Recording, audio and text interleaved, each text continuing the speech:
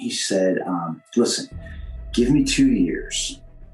You'll never want to come back. The adventure of a lifetime, and nobody will know you're gone. You get deployed at 17 and a half. And now I was deployed from the New York Athletic Club. And we got actually deployed right out of the locker room from, you get beamed up to the ship, and then the ship takes off and you're gone for 20 years. It's a very hard pill to swallow, but that's exactly how I experienced it. I was taken at 10 years old. I was taken and I was worked through several black programs. I was privately owned in the beginning. I did six or 7 years on Earth. That's when all the stuff for the programs began for me. Specifically, the tracking that they had been doing since I was a kid, it followed me all the way through the military. And at that point, when I got to Diego Garcia, that's where I was taken off planet. Kind of like opened that floodgate for me. And then all of these recalls started coming in, and I was just like, oh my gosh. And the way I was describing it, she's like, I've never had this with a client, but you're describing a parallel life right now. It's a combination of human and other species. I was able to remember the name on their uniform. It's USS Arcorp. That was putting me through some kind of recruitment tests from age 3 until 12. And 12 is when I was potentially, taken. He said, with your scores, I guarantee you'll make commander and you'll make pilot. And I said, pilot of what? And he said, 4-kilometer long Starship. He told me what was going to happen. He says, you volunteer for the program, we'll put you in, you'll do 20 years, we'll send you back in time 20 years, age regress you 20 years, wipe your memory, and you'll just wake up in bed like nothing happened. It's almost beyond words, it's beyond comprehension of how this could happen.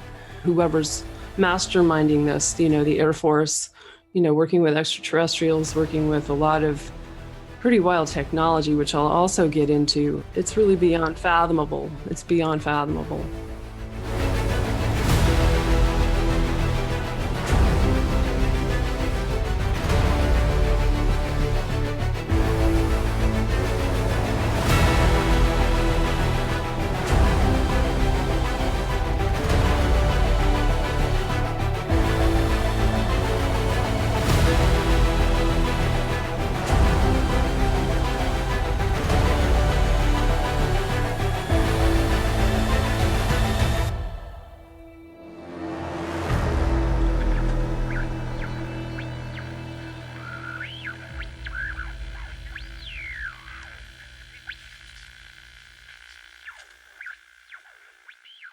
Hey guys, welcome back. A few things before we get started. As usual, don't forget our tickets are on sale for our conference, the Secret Space Conference, May 2nd through the 5th in Grafton, Illinois.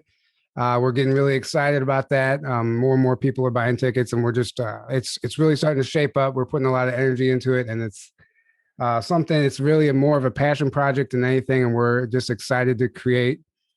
I was thinking about it. It's like, the conference is great and the information and the speakers, it's all beautiful. But just to be able to create a space for all of us to unite and get together and just be with Soul Family, it's really exciting. And I'm looking forward to that. And it's fun watching everybody get excited about that. So if you feel compelled at all to come join us, grab a ticket. The information is below, secretspaceconference.info. And everything you need to know is on that link on the website. But don't forget, our Teespring merch is 20% off with promo code 20 and back. And that will go indefinitely, probably all the way up through the conference. And we might change it after that. So take advantage of that, 20% off any Teespring merch. And tonight we are joined by Julia Marie. She is actually a local, now semi-local friend. And we had just recently connected, I guess about a month ago. And it's just, she has some amazing information. She is a professional medium, an accomplished intuitive, master energy healer, and a spiritual teacher. She's been doing this for 35 years now, Julia? 33. 33 years? Yep. And just from the short amount of time that I talked to her, and I did have a session with her, and it's just mind-blowing stuff. And she has a lot to share, and now's the time to do it. And just like a lot of people, it seems like everybody right now is getting nudged to, share whatever knowledge, whatever wisdom, whatever information they have, because we need to get it as far and wide as we can right now. So, Julia, if you want to, give people an idea of kind of your background, how you got into this, and just kind of explain to us what your journey has looked like up until this point and why you're here today. Okay. 3 decades in bullet points. Okay.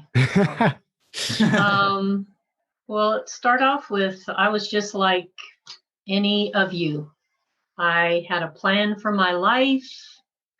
I am a driven type A kind of personality, and I just was going about my business of achieving my goals. And somewhere in the middle of that, about 10 years into a military career, I started feeling like my life didn't fit somehow, like the suit was too tight or it needed alterations.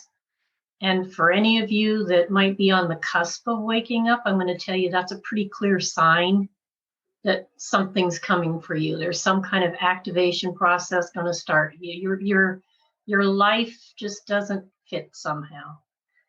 So anyway, there was a series of events, mostly having to do with physical injury and stuff like that, that drove me out of the job I was in. And when left with, now what do I do? The answer was a period of many months when people with no body showed up in my living room, and I thought, well, I'm either going insane or this is a pretty interesting conversation I'm having here with basically metaphysical teachers that didn't have any physical form. But I could perceive them somehow in my mind's eye, like with my imagination. So I used the legal education that I'd acquired and grilled them, and it was always internally consistent, and always the concepts built one upon the other. I came away from that extended period of time with a set of what I would call principles, spiritual principles, and I was told that if I lived my life according to those principles, I could achieve my own enlightenment and I wouldn't need a physical teacher. And that's absolutely correct. So from that day to this, I pretty much haven't trained with any teachers except for when I started doing mediumship. I love how you said you grill them, because I don't think enough people do that. You know, some people are so excited just to have the experience of being contacted by a metaphysical being, but we never question what are their motives. So, and by you doing that, you know, it really just, I don't know if I would say it's skepticism, but it's smart to do that because we can easily be tricked, you know, so it's important to do that. Well, I'd use the word discernment. Yeah. Yeah. I would probably use the word discernment. And we are given that faculty for a reason. Just because some communication is started from some being with no body doesn't necessarily mean that's something that's in alignment with our particular goal or what we want for ourselves. So it's important for us to be asking those kinds of questions. Yeah, absolutely. And you were, so were you friends with, or did you know Dolores Cannon? I was actually a vendor at one of her very first conferences where she first started publicly teaching her form of past life regression. And I ended up taking her training again in one of the first classes and took both levels, which at the time there was only 2, from her. And I participated in her transformational conferences for pretty much most of the years that she did them. Wow. Nice. I'm sure that had a huge impact on what so you even do past life stuff now also. That's included in your sessions, right? Most of the time it's past life readings now. Regressions are valuable, but it takes so long to do a proper regression with people. I'm being pulled more to work with more people, so either group settings or more than just single one-on-one taking 4 hours to do one regression. Not that it's not valuable, because it is. but there are certain things you can do with a past life reading and other work that the team does that clears some of that stuff without having to take 4 hours. So, and then, okay, so when did you realize, like, oh shit, I can help people. I'm supposed to be doing this, you know, and because you have beings showing up and they've been helping you. So whenever you do a session, you're calling in your team, and it's a whole process, but you've gotten pretty good at it, and you can do it a lot more quickly now than you once were able to. And what did that look like when you realized, okay, this is what I'm supposed to do? Interestingly enough, I didn't choose to do any kind of readings or any help for people. That kind of came from whoever it was that was guiding me, saying, okay, we'd like you to start. So it was tiny little shows out of the way, little tiny towns with 6 people attend, and so because I didn't know what I was doing. I just had to trust that somehow stuff was coming to me that made sense to them, and I didn't even understand the process. So over time, I observed how my intuition worked for me. I strengthened my weaker points, and I learned to basically blend, or that's actually a very good way to put it. I have learned to blend the personality level of myself with more of who I am as a soul. Yeah, that's right. Yeah, that's a great way of putting it. Yeah.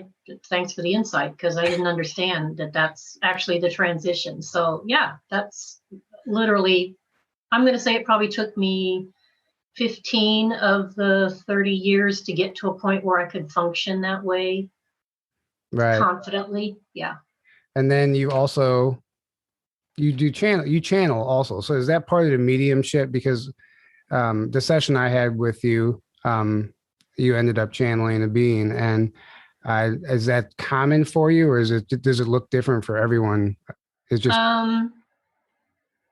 technically, when we're allowing our soul to express itself through our instrument or through the body, when we're allowing the soul to have more of a fuller expression, that would be what I would call channeling.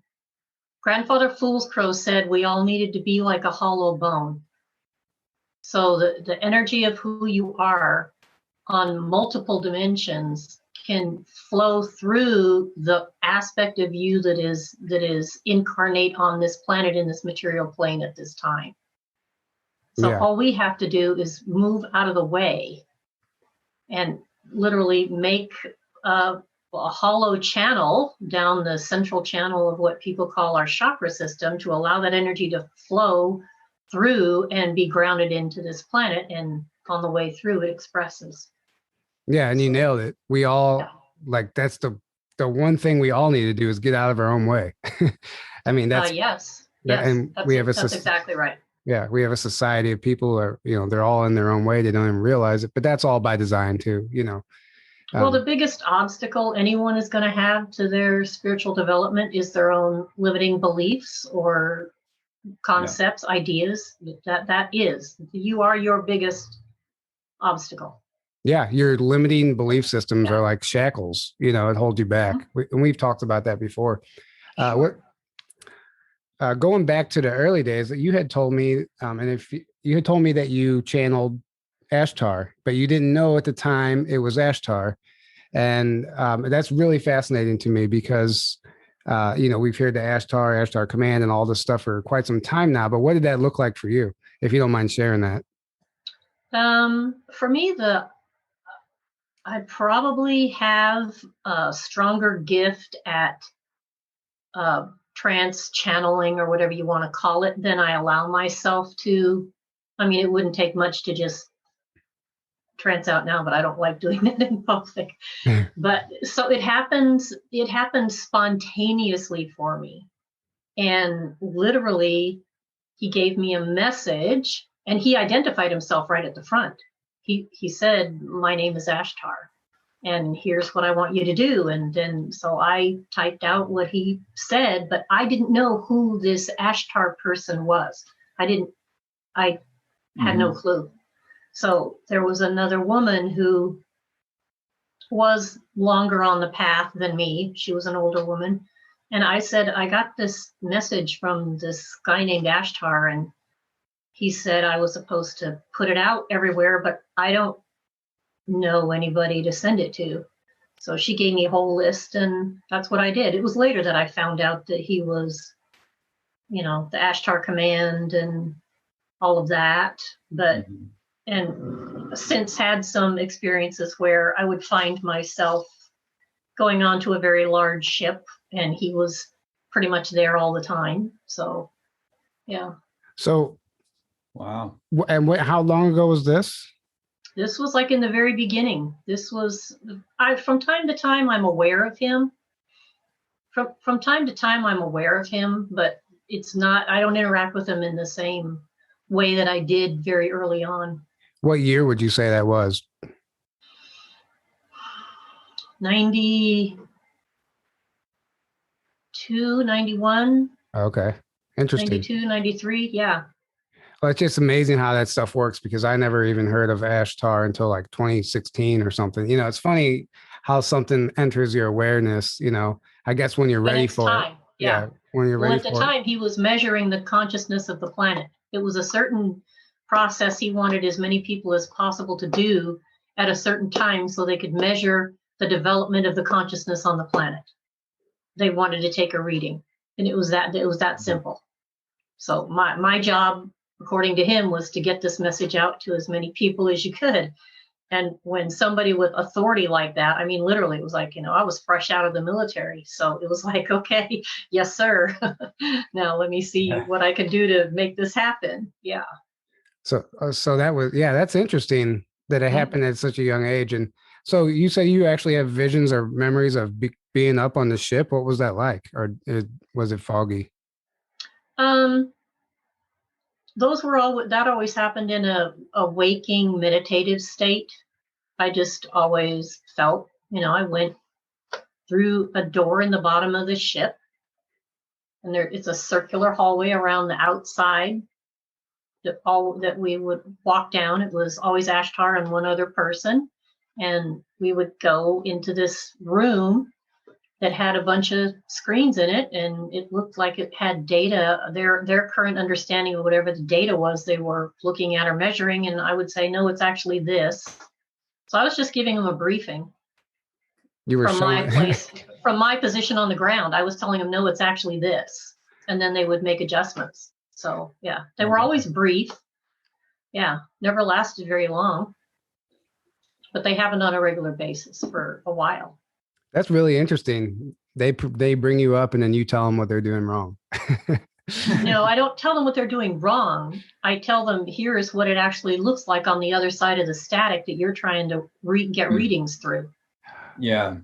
Yeah. Oh, okay. Static of, conscious people while they're in their physical bodies creates an incredible amount of static for the beings on the other side of the veil. It's why when I was first awakened, I was up all night. I was up at night and slept during the day. And I said, why can't I just be awake during the day like everybody else? And they said, well, you can't hear us very well right now. And so you're going to be awake while everybody around you is sleeping because they're out of their bodies. Less static. They can less static. You can hear the signal better. So now I don't have to be awake all night because I'm integrated enough. I can pick up. It doesn't bother me anymore. But the connections, the synapses have been built over time. I have a really good set of wiring, would be how I would say it. Yeah. Wow, I'm like getting. I feel that. That's something. I don't even know I can't even put it into words. But yeah, I get that, and it makes a lot of sense. Aaron knows I had trouble sleeping. Like sometimes I can't sleep. Oh yeah. And I end up sleeping during the day, and I don't know why I can't sleep. I should be exhausted, but I never was. So here's what I might suggest to you. Another thing for your homework list. If you're awake at night, that's probably because somebody wants to talk to you. Interesting. Yeah. Well, I guess I'll have to turn the dial a little, turn the volume up so I can hear them. Get yourself a notebook and a something to write with, and say, all right, I'm here. What do you have to say? Who are you? And why? Because they obviously have a mission or a purpose, is what it feels like to me, of which you are a part, or however you want to look at that. So yeah, it never even occurred to me. I was just trying so hard to find a way to fall asleep. I wasn't even trying to. It never even forget occurred to about me. it. If you're awake at night, forget it. The first thing I do if I'm awake at night is I get out of bed. Yeah. Yeah. Wow, that's incredible. Yeah. So is there anybody, like, I don't know, do you have anybody contacting you now? Like what actually, like who or what was nudging you to come forward now and start talking about this stuff? Because just talking with you off camera, you're just so much wisdom, so much stuff, so much knowledge. And I'm like, yeah, we need to get you on the show. I know exactly why you're supposed to be talking right now, but what was it that actually nudged you to come forward now? Whatever it is that I've learned, the way that I live my life is probably the exact opposite from the way most people do. In other words, I like to say I live inside out instead of outside in. And really, truly, whatever comes to me from the inside out, I don't care what anybody or anything on the outside says to me, I'm going to follow that. That's beautiful. With or without prior understanding. So I would say that perhaps it's time for me to share my experience with spirit, and to hopefully let other people know you don't have to almost die 15 times. You don't have to be an 8th generation intuitive. You don't have to, you don't. You just have to have the understanding that we're all wired the same. Everybody has the same wiring I do. The only difference between me and anybody else that's listening or watching or whatever to this broadcast right now is that I said yes when spirit came knocking on my door. I said yes. Right. And we've talked about that before. It really takes sacrificing a lot of the aspects of the human experience to do this work. And that's like a realization I think we're all having right now. We're all getting nudged, like things happen in my life. And I know that it's going to take major changes to really integrate that. And it's programming that we just have to learn how to just kick it out the door, and it's just tough. We have to unlearn so much and relearn a new way of life. And that's kind of what we're seeing happening across the board right now, I think. Well, the beauty is that every day, everybody gets a chance to make a different choice. We get to choose every day. We get to choose again. And if we choose to surrender our little will to the will of our higher wisdom, and we're just talking our own higher wisdom. We're not even talking about, I'm going to surrender it to God. Nope. I'm going to surrender it to the part of me that knows who I am and why I'm here. There's an aspect of my being that knows who I am and why I'm here. So I surrender my will to that will. And if you make that choice every day, eventually your will is that higher will, and you don't even question it. Right. Well, like Aaron just said, it's like I guess an aspect of your higher self. You can call it whatever you want. I know from my own personal experience that I am a multidimensional being, and that there are aspects of me that are genderless, that are different gender than this physical body, that are same gender as this physical body. And I know that all of those aspects have an opportunity in this lifetime. At least this is my Julia's current working theory. We have an opportunity to ground those aspects into this point of consciousness at one time. And I've actually heard there's a lot of people say that, and they realize, like, you might not know who he is, but Peter Slattery, he thought he was channeling this being for years, and then he realized it was just an aspect of himself. He would physically show up and talk to him. It wasn't just like normal channeling. But it was a female, so he never even considered it being another aspect of himself until he got to a certain point. He's like, holy crap. And then he realized there was multiple versions, exactly like you're describing. Mm-hmm. And I to me, some of that's still like, it's still really hard to grasp. Is that like soul fragments? Like, are we just spread out like that? I mean, could you even begin to explain that? How it was explained to me in the very beginning, at first I was told your little mind cannot comprehend the intricate workings of the universe. So basically there were 3 dots after that, which meant, so don't try. So I don't intellectualize a lot about things. I just wait for them to tell me in terms that I can maybe understand. And I was told very early on to look at Jesus and the 12 disciples, because I was raised Catholic, so of course they're going to use my frame of reference. Jesus and the 12 disciples is a 3-dimensional model of my own being. Okay, so if there's a person in the middle and then 12 people around, then that must mean that I as a person have at least 12 aspects of myself that make up all that I am if I'm a Christed being. Does that? Yeah, so that's actually, it really does paint a good picture. Mm-hmm. So are they whatever it was, soul fragments? No, they're all, in my opinion, they would be individualized expressions that are like anchors in different dimensions, all the way back to the beginning of my existence, that anchor my consciousness in those dimensions. It's fascinating. I think it's something a lot of people need to grasp and understand, because we're always so focused on the physical world, and like it just makes us live our lives one-dimensionally, you know? So until we actually focus and actually consider concepts like that, we're not actually going to be able to be that multi-dimensional aspect of ourselves. But that's who we are. We're magnificently multi-dimensional. And the beauty of it is we don't have to try and figure out all those aspects. Trust me when I tell you, you'll become aware of them spontaneously. As your frequency can handle the awareness of that aspect of you, you'll become aware of it. So you don't have to do anything except focus on maintaining your vibration and understanding that within you is a seed of light that, like a Herkimer diamond, grows from the inside out. And so you can expand into those other aspects of your being as long as you don't allow yourself to get maybe distracted with one particular pathway or another. Yeah. Like if I spend my whole life doing emotional release work, then I'm never going to know all those other parts of myself. Mm-hmm. Yeah.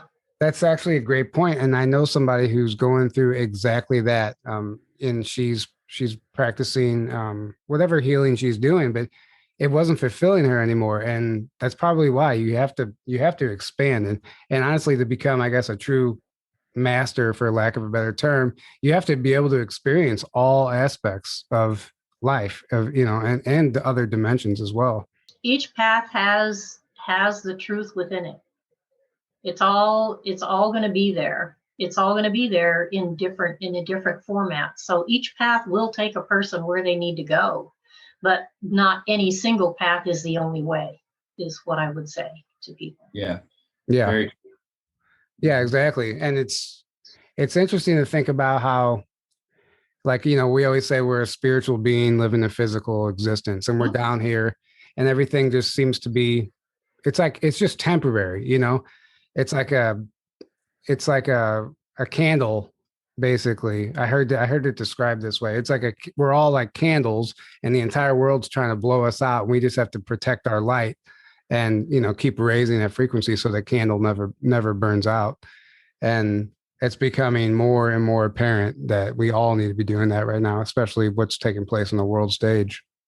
But here's what I know. If we move from a place of polarity in our thinking, then there is no us or them, or I have to defend myself.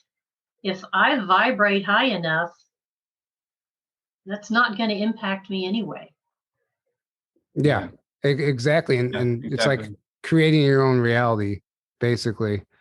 create a reality that looks nothing like what we see on TV or social media or any of that, because it is always very us versus them, and that's what they want. And we just need to. They want us to. Well, they want us to buy into the game that they're playing, and then we're feeding into that, and then we're helping to create that rather than create what we want. That's been the game the whole time. And and back to the Bible, it's in the world, not of it. Yes, exactly. It's in the Bible. If you know what the Bible's saying, you know what it's really saying. It's all in there. Yeah. Everything you're saying is in there. Mm-hmm. And every sacred text, it's in every religion. See, here's what I know. That whatever it is that's coming through me is source. And the source of it will take that non-physical energy will take whatever form I'm comfortable with. The universe will rearrange itself to fit my picture of what I need. So if I need to be channeling angels, then I'm going to get angels. If I need to be channeling ascended masters, then it's going to be ascended masters. But the fact of the matter is, it's all consciousness, and it's all from the same infinite mind, doing its best to allow me to be able enough to give expression to it. Now, when it comes to the healing work, it's a very distinct group of 12 beings that I call the team. And they all look the same. They're 12 feet maybe tall. And they're just like columns of light.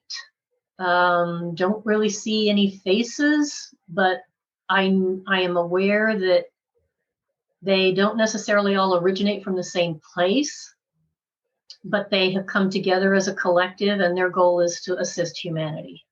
And they do that by working through me. That's interesting. So it must be some sort of ascended master type of energy if they're just showing up in light form, light body. But why would I want to limit them to an ascended master realm when my sense is they come from a place far beyond that? Oh, okay. I see what you're saying. Yeah. Well, I mean, I didn't insinuate that you were limiting. No, I'm just saying, yes, it would be. If I say, oh, they're from the ascended master realm, then to label something is to limit its expression. Yeah. The minute you put a label on something, you limit how that energy is going to express itself based upon the label you gave it, which is why I choose as much as possible not to label things. That's great advice in all aspects of life. That's where exactly I've been at too lately. So yeah, that's right. Why right. I've had that feeling. I'm like, you know what? We all we're taught to label everything like, oh, that's this. And then you have this concept of what it is. But what if it's not that? What if you're just putting a label on it and making it something that you want it to be, or that it's not, that you're just told it's supposed to be, Well, our logical brain, our logical mind is limited, and it's the part that wants to make patterns and put things in boxes. So the minute we label something, we've activated that aspect of our brain. Exactly. And that's not where we need to be if we're going to be working with our intuition. Right. It's like putting a lid on it, and you have this beautiful place to live and exist. And the ego loves it because you feel like you're more in control.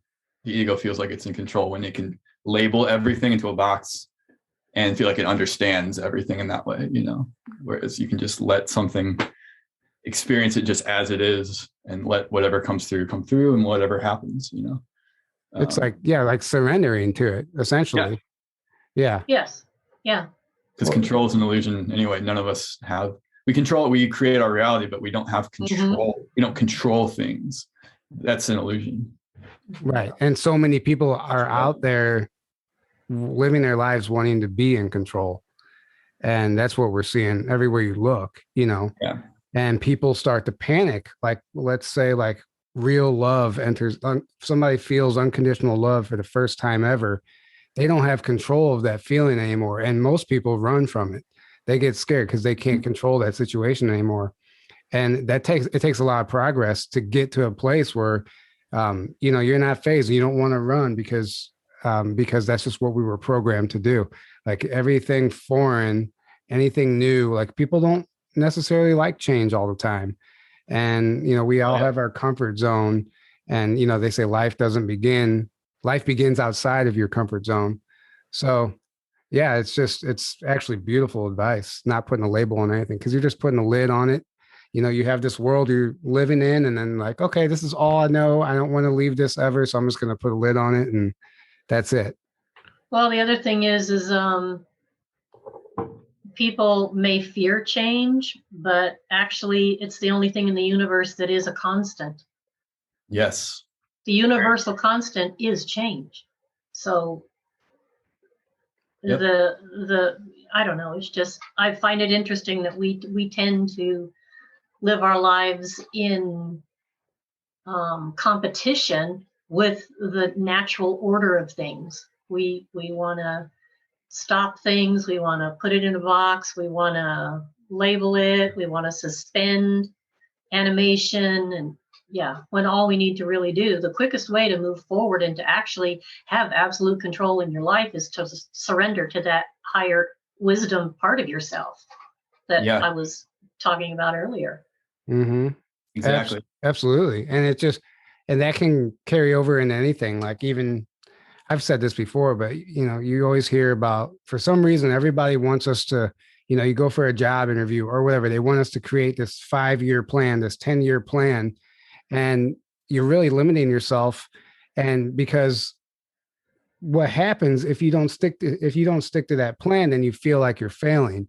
But really, all it's doing is creating anxiety, because if you're worried about 5 years from now, and then you're trying to lock yourself into a plan that you've made at one point in your life that's just what you think you need to do. And it's like so ridiculous when you think about it. Like, what happens in a year or in a few months that you realize you want to do something else, or that's not really for you, or why would, it's just ridiculous to me to plan. Right. That's really why the plan at all set in stone, especially that far out, is just insane that we're expected to do that, or that we think that's a good thing or a good idea. I tell my students 2 things. I tell them, like, when they say, well, how can we, start work? I say, I only ever ask Spirit 2 questions. The first question is, what do I need to know? Because that's really all that's important. What do I need to know? And that can be moment to moment, day to day, hour to hour, whatever. What do I need to know? And what do I need to do next? Right. So if I get really clear about what I feel I need to do next, and I move forward in response to what I feel I need to do next is, which this conversation is one of the things that I needed to do next. So if I move forward with that and I meet with resistance, then I go back to my default question, what do I need to know? Because obviously I missed something somewhere. So those are really the only 2 questions you ever need to ask Spirit. And what do I need to do next, and what do I need to know? Because their trajectory, when I say they, I mean God, Spirit, whatever you want to call that, higher wisdom, their trajectory or plan for your life is going to get you from where you are to where you're destined to be in a much more efficient manner than any plan you could design anyway.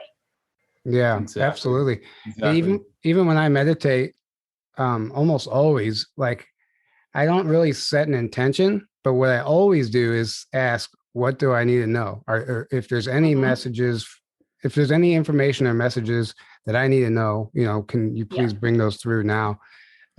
Because I don't know. I never want to be too specific, because I don't want to like lock myself in. So just whatever comes through.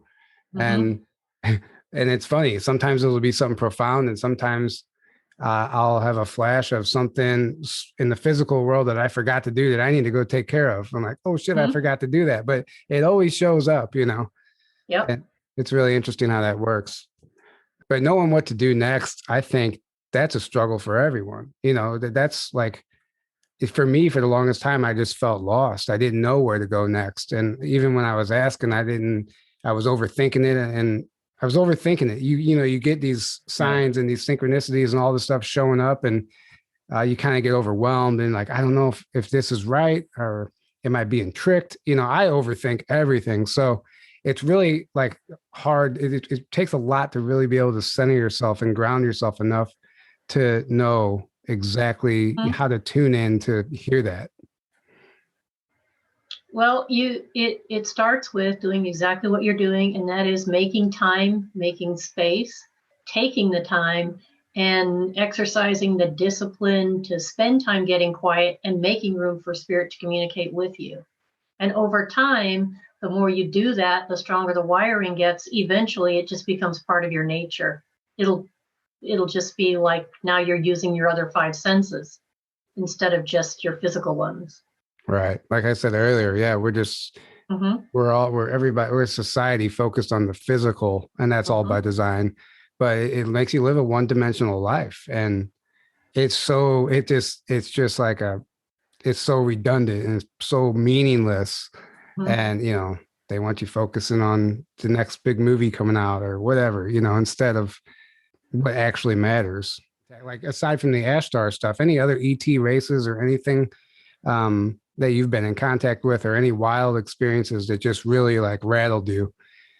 I don't know that like contact with ETs has necessarily been a large part of my journey. I will say that having a conversation with the universe that is an ongoing conversation and asking for signs and then getting pretty dramatic ones when I need them, that's pretty profound. And understanding probably the place where these days, at least in the last 10 years, that I get the most like, oh wow, kind of moments comes in the mediumship, comes in the communication with people that have crossed over. Yeah, I've really learned that the spirit world is intelligent, and it blows my mind sometimes when I look back, when I see how that person's loved one was working to get me in a place where they could make that connection so that the communication could happen. It's pretty incredible. I was just thinking about that actually. Like, whenever we do finally connect with a deceased loved one or whatever, I was seriously just thinking that, is it them? Are they like they're like working their asses off trying to make that connection happen, exactly like you just said, like somehow steering me towards you or whoever can receive that message. And then it leads me to ask, like, how does that work? How does that work? Are they like subliminally like nudging you to do certain things? Is that how synchronicity works? In the case of the mediumship, like my favorite story. Okay, well, yeah, my favorite story is actually in the book, The Last Breath. So it's chapter 21. So they can read about that one, but it's a story of the mother's love. I guess the one that probably jumps out at me that's the most recent would be a woman who made an appointment for a regular over online reading. And before the reading, I kind of was aware that someone was around, and I put on whatever I was gonna wear for the day, and literally had to go back upstairs and change my shirt. Okay, I had to change my shirt to pink. I had to put on a pink shirt, and I said to the woman kind of offhandedly, well, whoever's here today, they made me put on. I said I wouldn't be surprised if it turns out I had to put on pink because of them. And at the end of the reading, it was her son actually that came through. And it never came from him, the thing about the pink. But after the reading was over, I said, well, could you explain to me what the pink shirt was? Because I know it was important. And she goes, that was his favorite color. Oh, wow. Just to help. Yeah, that's amazing. His favorite color was pink, but he didn't give that to me in the reading. He made me put pink on. Wow. And then comment about it to his mother. So so do you just connect with people who book with you, or do you ever have souls come to you and like say, hey, can you reach out to this person for me? or whatever it may look like. You know what I'm, you know what I mean? So here's my deal with and I say this lovingly, with the dead people. Now they're all laughing because they know that I know they're not dead. Okay. Yeah. They just don't have physical bodies anymore, but trust and believe they're very much alive. Oh yeah. Okay. And they're still very much involved in our lives. There are some people who do this work that if they get a spirit that makes that kind of request, they'll try and go find the person they're supposed to give the message to. And that's not how I would choose to live my life. So my deal is, if you feel that I can be the person that you can best communicate through whatever it is you want to say to your loved one, then you find a way to get your loved one to me, and I'll be happy to deliver the message. Sometimes it's a matter of, oh, I get the urge to go to a certain store, and then there's somebody there.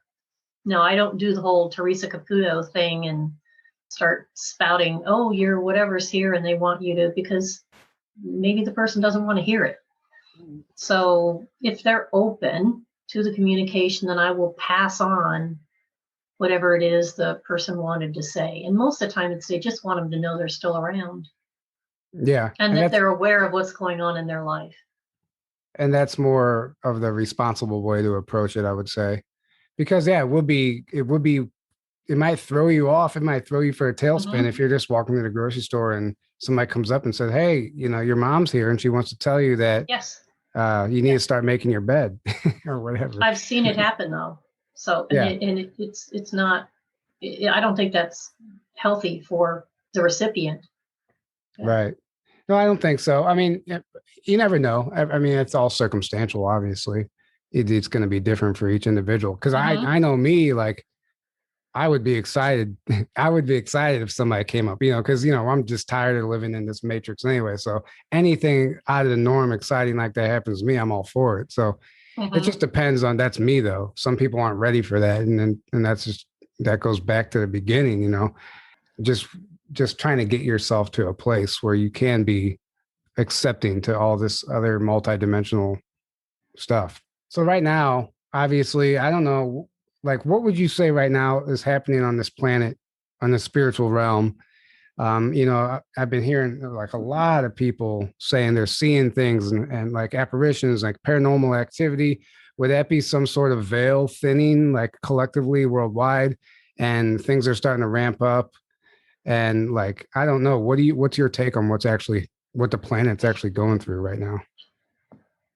Well, that's funny. I actually just unpacked my talk. I used to do a talk called "The Planet is Ascending and So Are You." And that's pretty much what's happening. The planet's ascending. And there are certain, we feel like, oh, it's happening right now, but okay, in the scheme of things, as far as infinite time period goes, when I was awakened back in the late 80s, they were talking about big, it was the harmonic convergence thing. So big planetary aspects and all this chutzpah and, 2012 and blah, blah, blah. And we're still in the middle of the transition. And, I believe that transition is probably going to take a little bit longer than most people would like, but it is what it is. It's a galactic timing thing as opposed to a earthly 24-hour cycle. So is the veil thinning?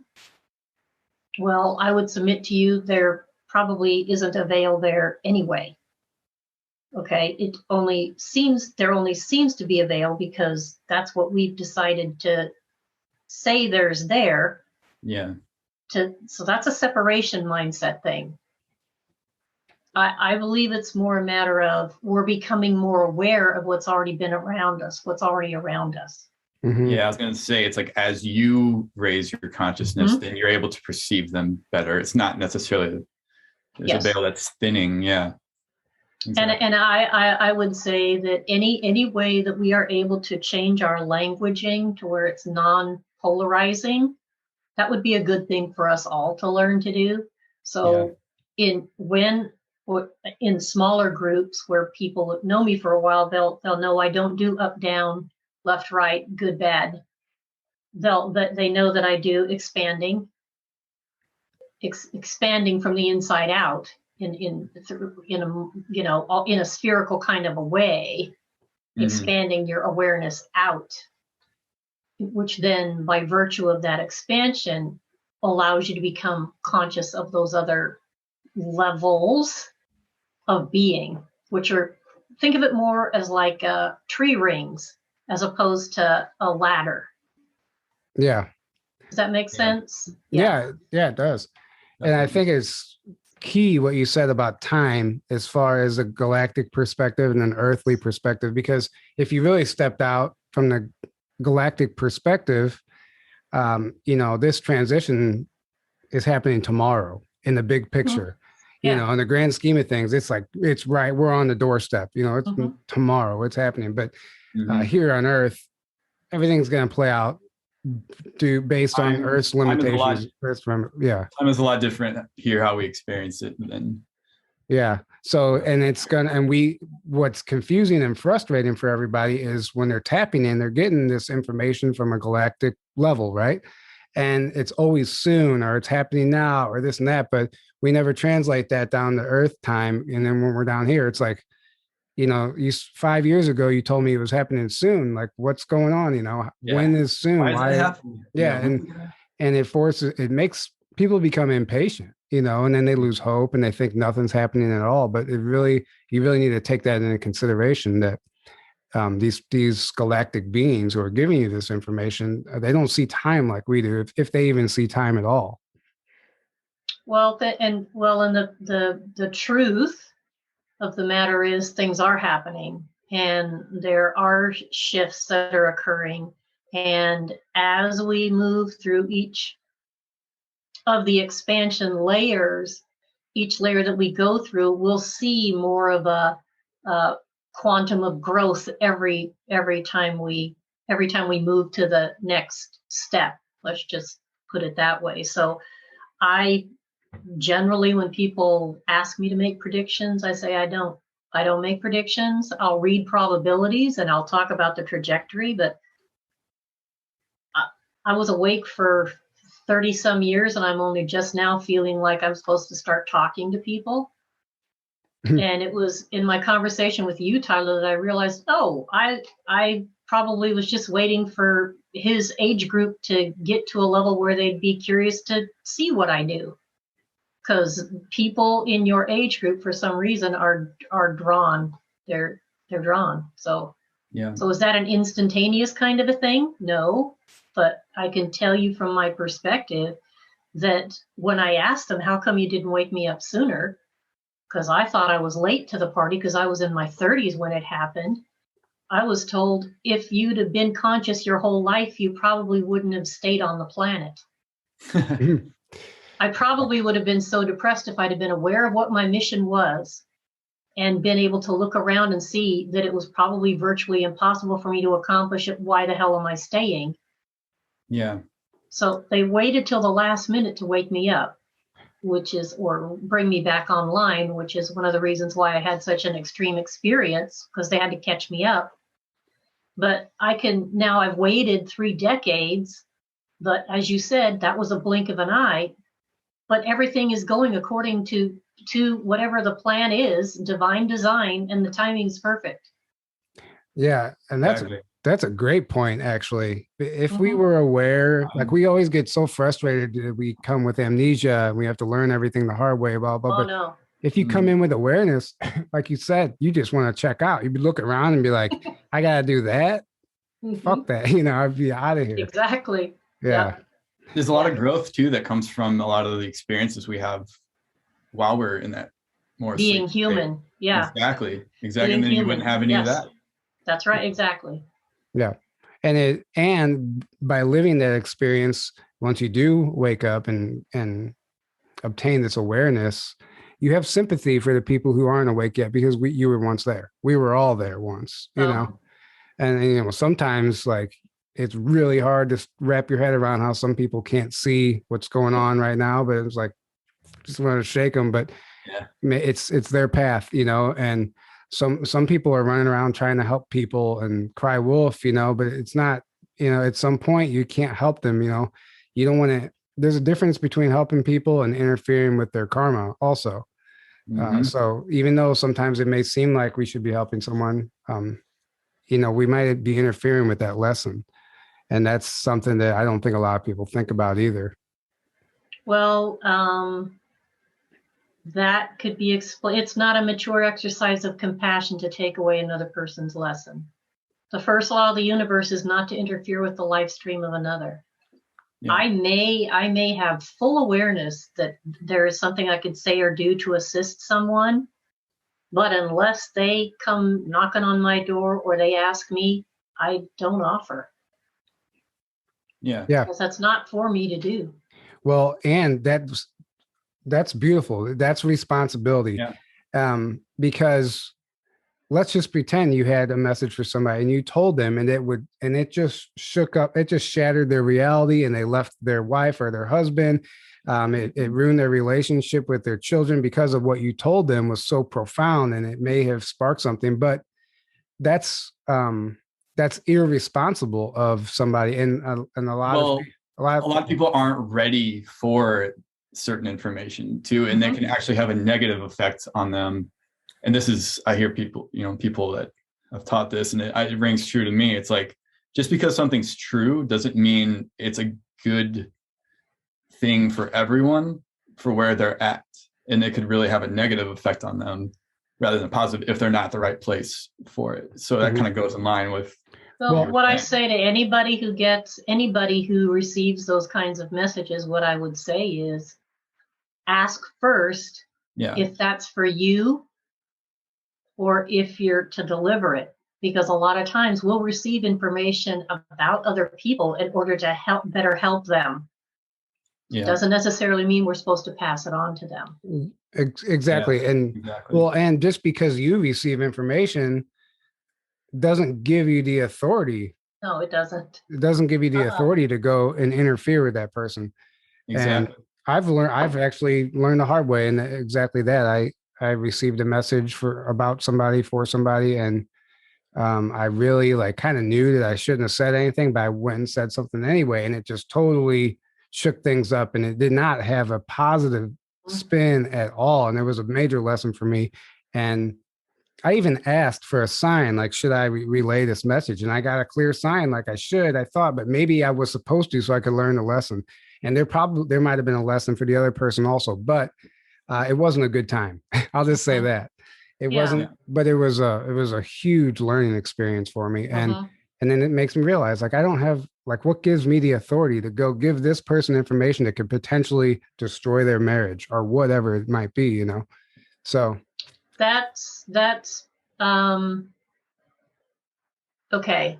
So I'll put this in a positive way as opposed to being negative with it, because that's a polarizing thing. Yeah. So and it's not helpful. So I would say do exactly what your spirit guides, which I call companions, whatever the people that are with you, they will not step in unless you ask them to, because the first law of the universe is not to interfere with the life stream of another. So therefore, if I am delivering a message that I think I got for this other person, only they didn't ask me in any way, I'm interfering with their life stream. So that simple rule right there, any light being is not going to interfere unless asked. Yeah, exactly. Well, to me, when I first got into all this stuff, it was all exciting to me. And it was, you're not responsible with anything. You have all this new information, you want to share it, and it ends up being detrimental to you, not even just the other people. And that's part of the journey, is understanding how to basically keep a lid on it, and not just, not get yourself in any trouble. But there's, like I said, there's lessons in all of it too. That's funny, because when I first woke up, it was the exact opposite. I was getting all these teachings from these beings that were showing up in my living room. But again, I mean, for people waking up now, there's too much information. Like, how do you sort it out? And I used to cry because there wasn't any information for me there wasn't anything I could Google or go look up.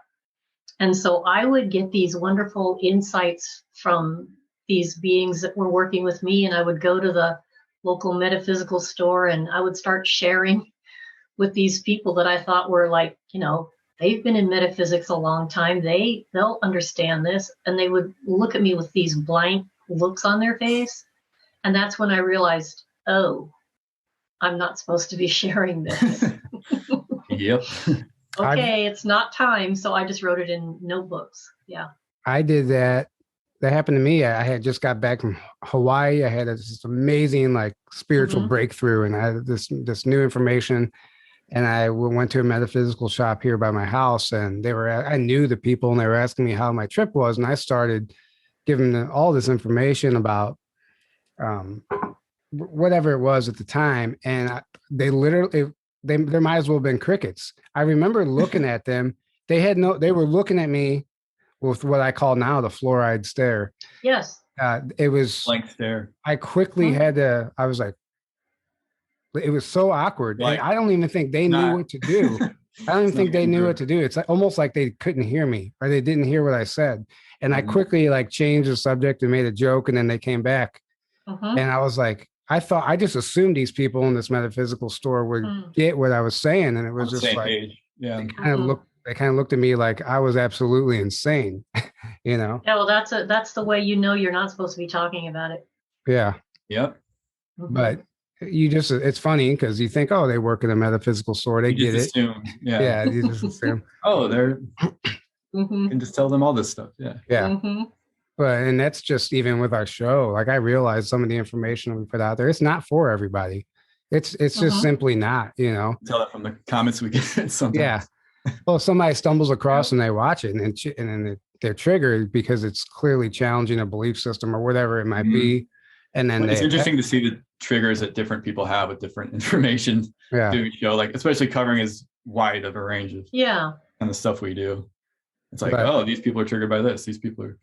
But it's good because I always say it's good to trigger people because you're not in an echo chamber. So you're reaching a new audience. Yeah. Even though they might not be happy about what they just heard, it plants a seed, and who knows what that seed's going to grow into down the road, Well, and they were drawn there for a reason. So exactly. It's not for us to individually understand what that reason might be. So exactly. Yeah. Right. And then I always say, anytime you're triggered is an area where you need to heal or an area where you need to grow. So anytime I find myself getting triggered about anything, I'm like, okay, stop. Why did this happen? Why am I having this reaction? What can I learn from this? What adjustments do I need to make? That's actually one of the things I'm most grateful for going through my whole awakening is being able to have that awareness now to stop myself at any given moment and adjust and correct my course. And because, man, if you want to see growth, that's the perfect way to start seeing growth. It is. Yeah, you're right. Yeah. Being willing to adjust is the key. Well, going through, as well as I do, you almost don't have a choice. If you're not willing to adjust, your life isn't going to be what you want it to be. Basically, you're not in alignment. Something's off, so you have to adjust. Otherwise, you're just uncomfortable in your body, like you said at the beginning. And that's exactly what it is. And the longer you fight it, the harder it gets, but eventually it's going to catch up to you. What you resist persists. Yeah, exactly. So you're getting ready to start a course, I believe. Can you explain a little more about what you're getting ready to do? And you actually have a podcast you're going to start. Yes, hopefully it was supposed to be on 11/11, but at the time that I thought I was going to be 11/11, I didn't know I was going to be moving. So there is that. So now it's 1/11. Hopefully we'll have a couple of episodes out there. So it's the CAT podcast, Consciousness, Awareness, and Transcendence. So It's a Beautiful. basket that will allow me to talk about all of the things I know something about, and those really are the three tenets that I would say would form how I live my life. It's, the more conscious we are, the more aware we are, then we're able to transcend whatever those limiting beliefs are. So, Yep. but the two things that are on my plate now is the intuitive masterclass, which probably won't start until March now, because I just need to get more ducks in a row. And the assignment that I was given on New Year's Eve is I haven't even done any of the write up on it or anything. It's a group activation, I guess we would say. It's 11 months, and it will be working on whoever's in the group. What will be worked on is their wiring. So it'll be with monthly meditations, I would imagine, that would be designed to activate that wiring. I spoke about the 12 strands earlier, and I have a feeling that this has to do with that. What form it's going to take, I haven't got a clue yet, but I know the team's involved with doing this. And for some reason, they want to do a group of people all at once. So I will facilitate that, but that's not going to start until February 13th. All of this stuff, if people are interested, they can just go to the website, and I'm sure you're going to have that in your show notes. They can check stuff out there. And if anybody's interested in the class.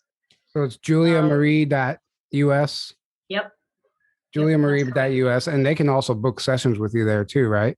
Yes, they can go right on there and schedule online. So if there's interest in the class before March, if I can get 15 or 20 people, I'll start it earlier. It's basically my intuitive development class, which is 6 weeks.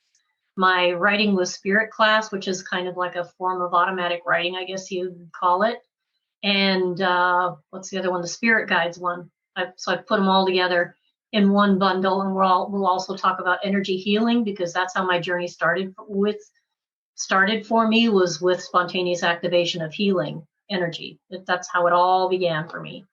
And then we'll talk a little bit about trance. Well, I won't be teaching that, but I'll touch on those things. So I want people to have a complete toolbox if they're interested here. It's 10 weeks. You commit to it, and you'll at least come away with a solid understanding of how your intuition works for you.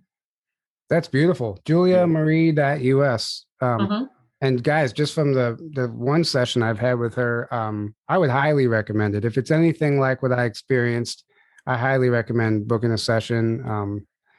Honestly, it's going to look different for everyone, but it was pretty profound for me, and it was really beautiful. So I highly recommend that. And definitely the course sounds amazing. Honestly, it really does. And that's exactly it's all of the important stuff, like exactly what we should be focusing on. So exactly. So instead of breaking it down, I've put it all in one big 10-week. It's like a semester in school. So you'll have coursework, you'll have homework you can choose to do or not, and there'll also be practice sessions. So you'll get a chance to implement some of what you're learning too. Mm-hmm. And then I'll be there to coach you. So there's a specific exercise that mediums do called sitting in the power that allows you to sit in the light of your own soul and then in the light of spirit. And if you do that enough, you build up juice, and that is what allows a person to do trance work without damaging. Now, that's different from doing the physical mediumship or physical stuff where things manifest. I'm talking about just straight getting out of the way and allowing something else to come through. That's a matter of eat the right food, all the stuff you hear. Eat the right food, exercise, drink your water, and learn to blend, basically. Mm-hmm. Blend and surrender. Yep. Surrender, yeah.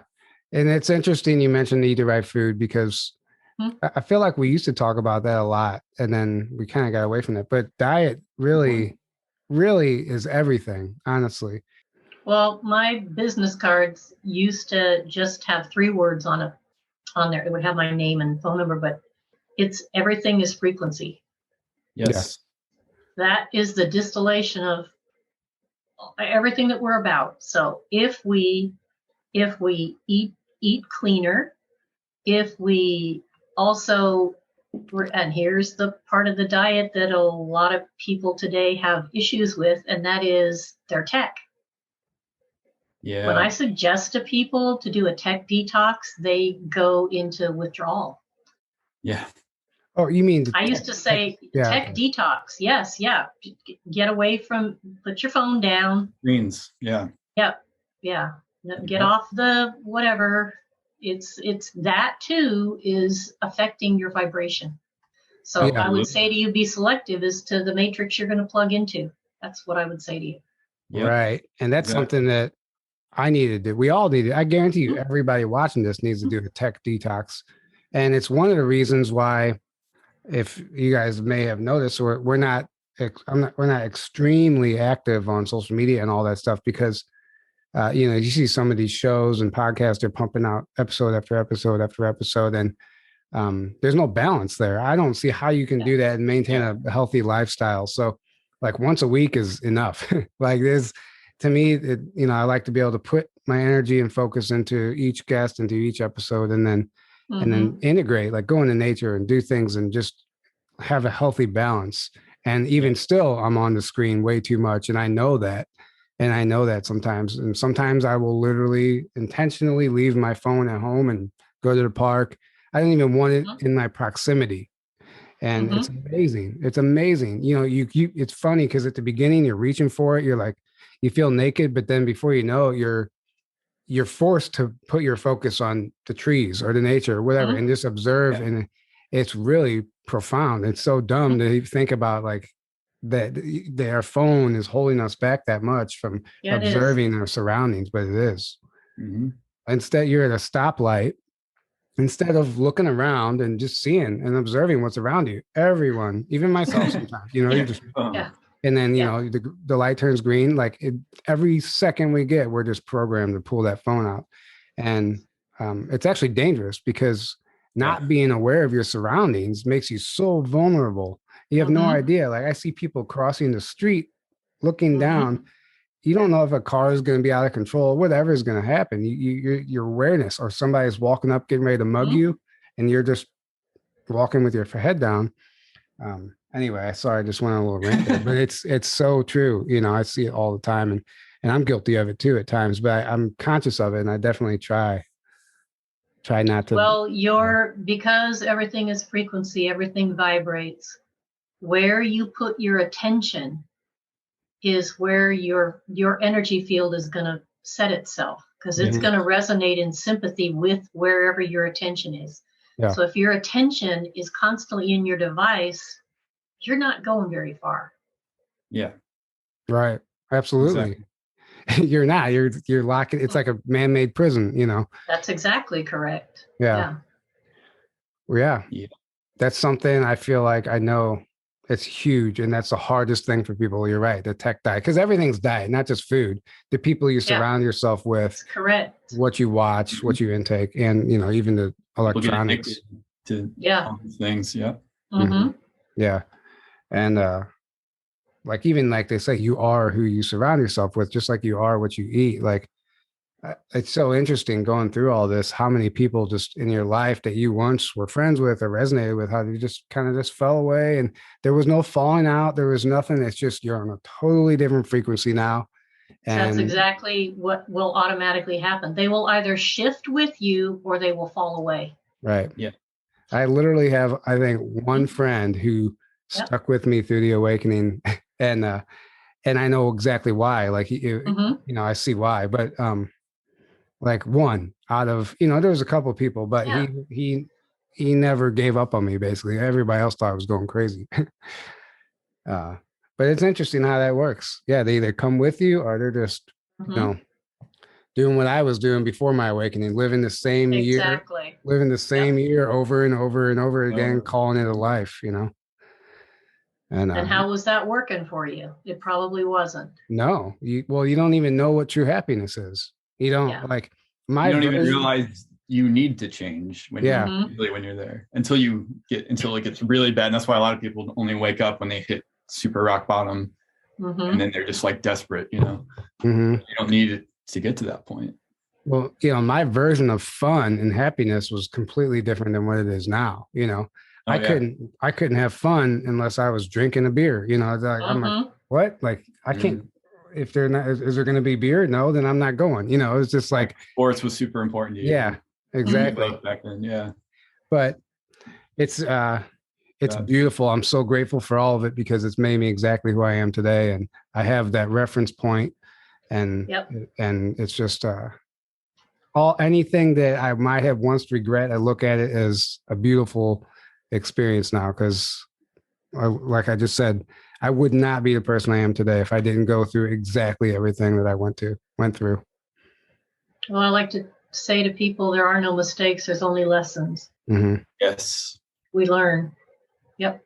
One big question I hear from everybody is they're trying to connect with their guides. They want to know the name of their guides, but they just don't know how to do. Like, they hear other people talking about it, but like, I don't know where are my guides? I hear about them, but how do I find them?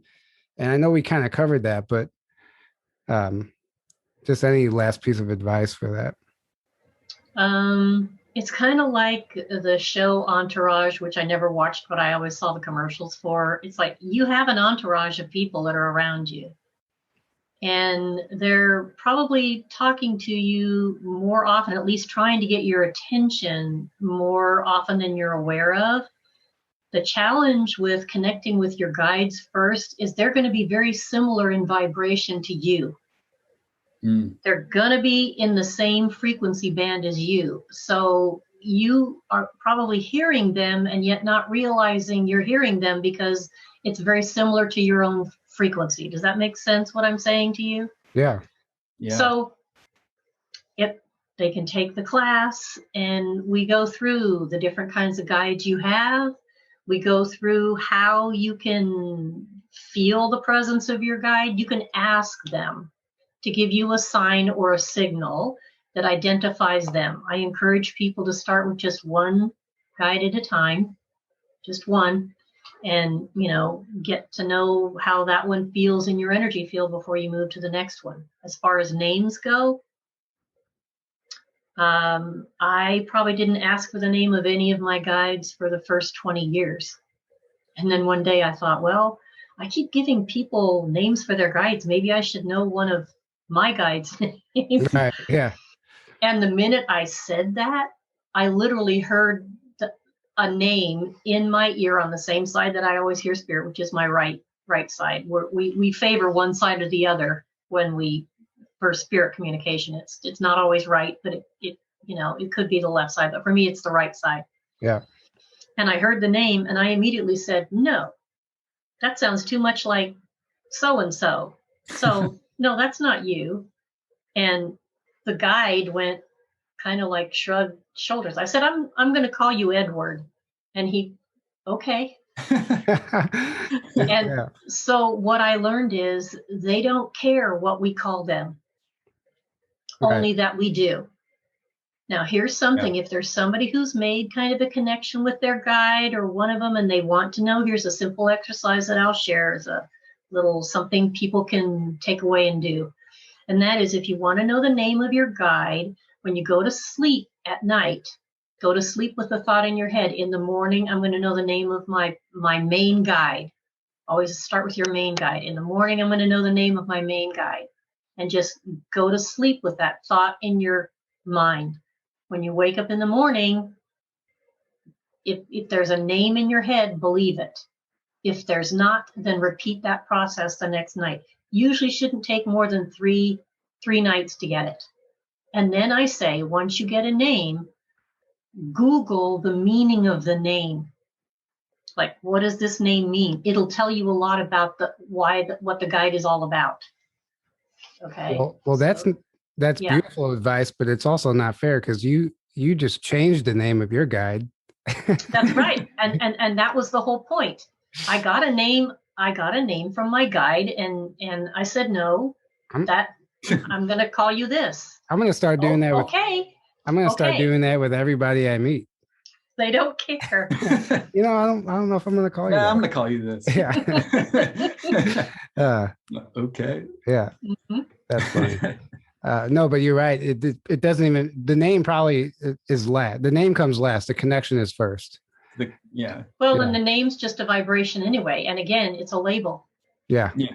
Right. So the label limits the expression.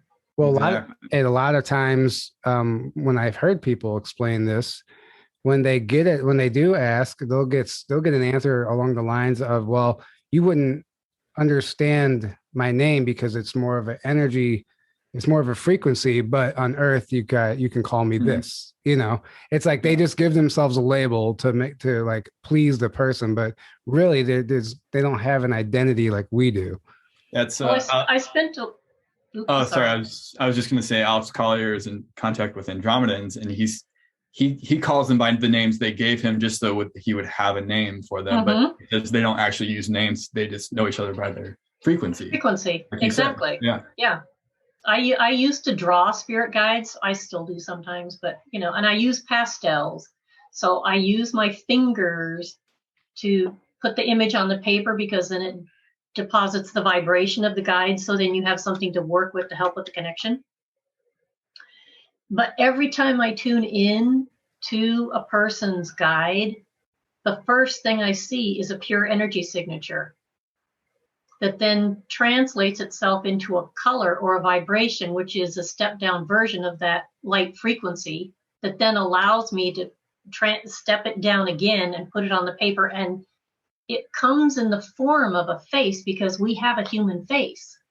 Doesn't necessarily mean that guide has a face, but we have 2 eyes, a nose, and a mouth, and that's how we can identify with it. Right. So the guide will show themselves in a form that we can connect with. Right. And that's how, and that's exactly. Even like whenever somebody shows up in your living room, a guide, angel, ET, whatever, they're going to show up as something we would recognize. Exactly. And then it's oftentimes later, if the person establishes a deeper connection with that being, then that veil, I guess you could say, whatever, is lifted and they see them in their true form, which is usually some sort of a light body or something. But it's almost like a shape shifting in a way, but it's just to please our senses and what we're used to. Well, it's to help make the connection. And who knows whether or not on some level, as I spoke earlier about, we each have multi-dimensional aspects of our being, each one of which anchors us to dimensions as we come down into this one. It's like, how are we gonna find our way home from here? How are we gonna find our way home? Because that was one of the questions I asked very early on in my education. I'm here, I'm a human, I don't even know who you guys are in my living room. How am I going to find my way home? You tell me it's time to go home. That's why you woke me up. How do I know? And literally what I heard was turn around. So in order for us to retrace our steps, we must have left breadcrumbs like Hansel and Gretel. We must have left breadcrumbs of ourself, our energy, our beingness in the dimensions as we made our way here. Does that make sense? Yeah. As we step down our consciousness, we left a piece of ourself that we can then resonate back into sympathetically, expanding our vibration, expanding our awareness and our vibration to include that aspect of ourself until we find ourselves unified and basically home. That was beautiful. Yeah, that's a great way of explaining it. And it makes a perfect sense. It makes perfect sense. There's that energy signature that we would be, it's like just finding another piece of yourself, really. But well, we're not finding it because we didn't lose it. Yeah, but becoming aware of it. Becoming aware of it. Yeah, exactly. That's a better way. Becoming aware of how truly multifaceted and magnificent we are. Mm-hmm. And, Right. And our soul. Okay, so this is like, I mean, that little bit I just told you, I was supposed to tell you because they gave me goosebumps. So I know that's their message, was the whole thing about the anchoring and stuff. But I'm also supposed to say that if there was anything anybody wanted to do for the planet, it would be to become aware that the physical body is the instrument through which this is the only opportunity your soul has to express itself into this dimension, is through that physical body. So your soul has a gift that it wants to give to this planet. It has a part it wants to play in what's happening here. So it's incumbent upon us to figure out how we can allow that expression to happen. So. Yeah, that was actually, I felt that message. Yeah. That was powerful. And I couldn't agree more.